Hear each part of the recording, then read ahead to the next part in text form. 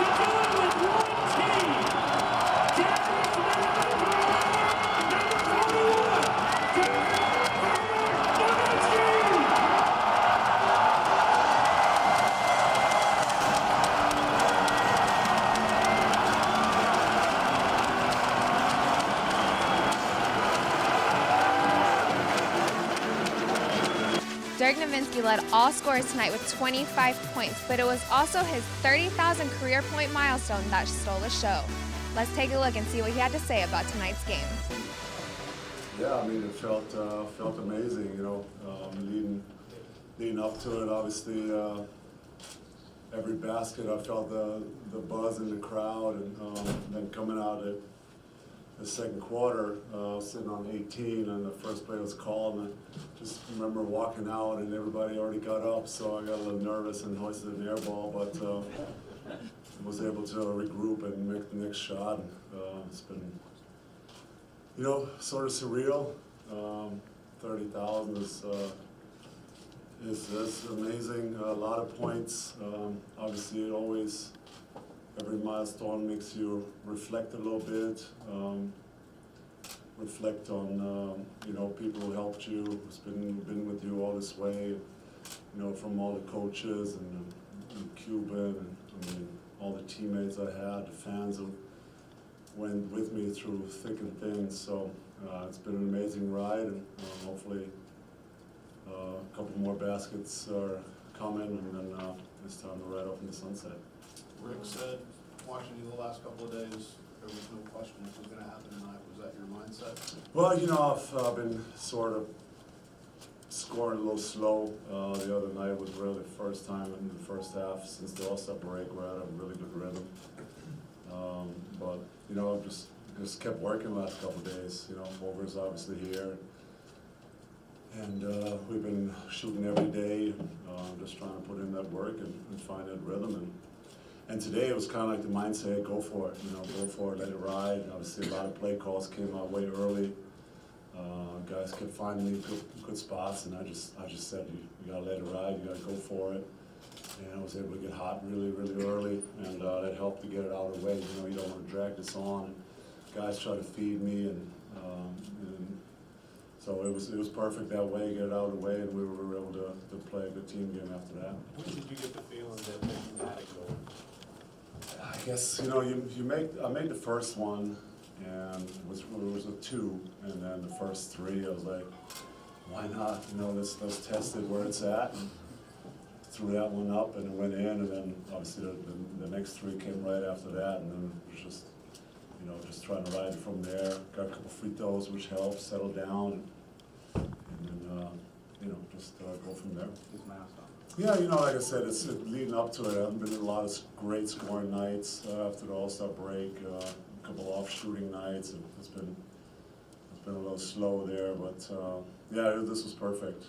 This was perfect for you know, the t-shirt night and everything was kind of playing out perfect, so I'm happy it worked out that way. When you walk out for shoot around and saw those t-shirts, what'd you think? Yeah, I didn't like it, actually. I actually texted Leslie and then said, I'm not sure if I'm liking this, puts a lot of pressure obviously, and if it doesn't happen then it might look silly, but they said, hey, it's just look at it as Dirk week, you know, if it doesn't happen, they can have the shirts and bring them hopefully on Friday, so we rolled with it, and I'm glad it worked out that way. Dirk, speaking of that pressure, Rick told a story about you before a World Series game, saying that you love the pressure. How do you embrace these moments? You know, if you're a competitor, you love to compete at the highest level, and you know that pressure comes with that. You got to embrace it. You got to battle through it at times, and just make the best out of it. And that's what I tried. I mean, it's not going to work perfect like that all the time. Today, I just, like I said, I felt good in warm-ups, shot the ball really well in warm-ups, and you know, as soon as I touched the first shot, it was going up and got a great rhythm after that. Yeah, it's almost like it was planned, you know, with all the 8-point games I've been having after the break. It really set it up well for this to happen at home in this homestand. I'm happy that way. It worked that way, and I'm also happy that we're winning games. You know, that's the number one thing for me as well. Right now, we're still trying to make this playoff push, and we're playing well. And so the main thing is we won the game and have it early. Well, I always like to say if I wouldn't have met Holger when I was 15, 16, I'm not sure if I was here at all. You know, maybe I would have gotten other interests.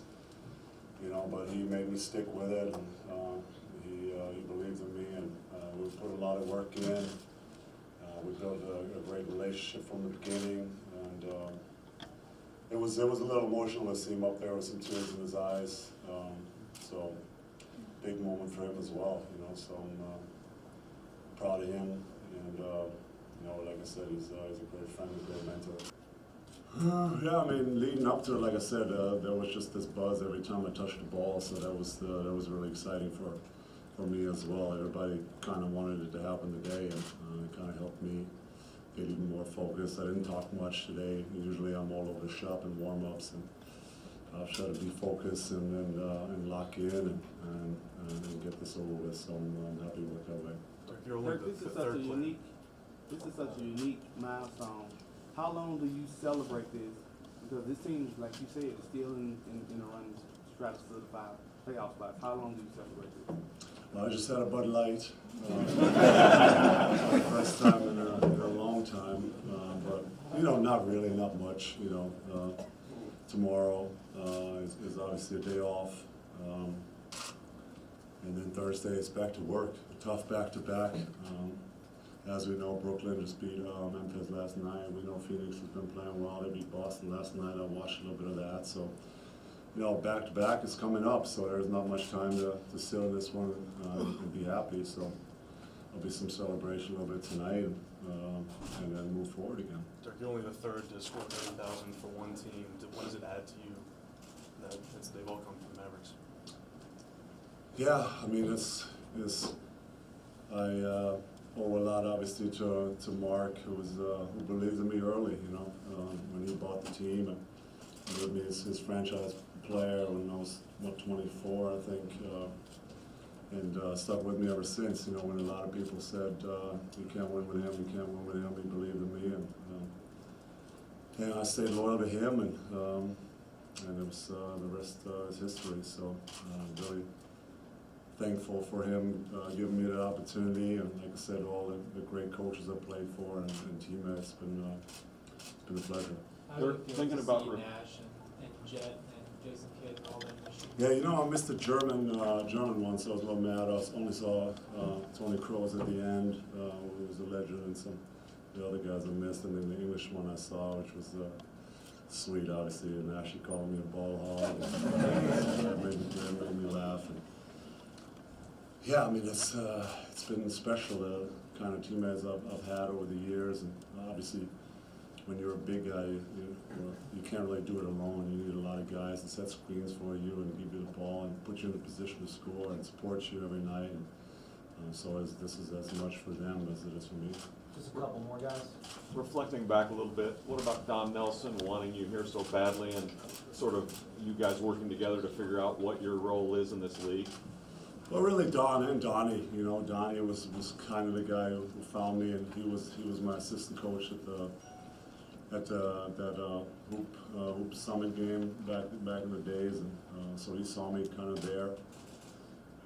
And you know, and Don, when I came here, you know, always say he just gave me a lot of freedom, a lot of confidence to play my game. You know, he was all about mismatches, and I kind of fit perfectly in his mold. You know, so he let me do his thing. And I always say there's not a lot of coaches who wanted a guy to dribble up and shoot 3 at 7 feet, but he was the perfect coach for me at the beginning to kind of get this going, get my feet wet, get some confidence, and you know. And then Avery came and really pushed me in other areas. You know, be a better all-around player, be a better rebounder, help on defense here and there, just go on the block and learn how to do a couple moves down there. And then Rick came, and I think he kind of opened it all back up for me, and so I've been fortunate to work with 3 great coaches. Out of the 30,000 points, which is the most memorable field goal bucket for you?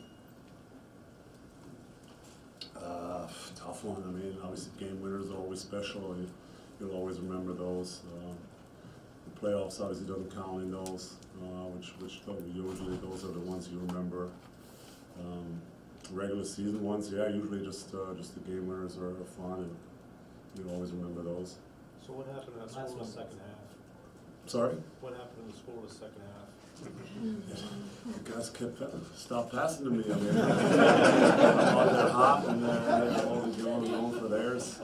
No, it was kind of surreal for me. I kind of didn't really have that same edge anymore. I think afterwards, and I was just kind of glad it was over. But you know, great win. We needed this win. We scored enough. They made a little game there in the 4th when they made a run, but it was a good win. This has been Jocelyn Kapp with Mavs Fanatic. Make sure you stay tuned in with us for all your Dallas Mavericks coverage.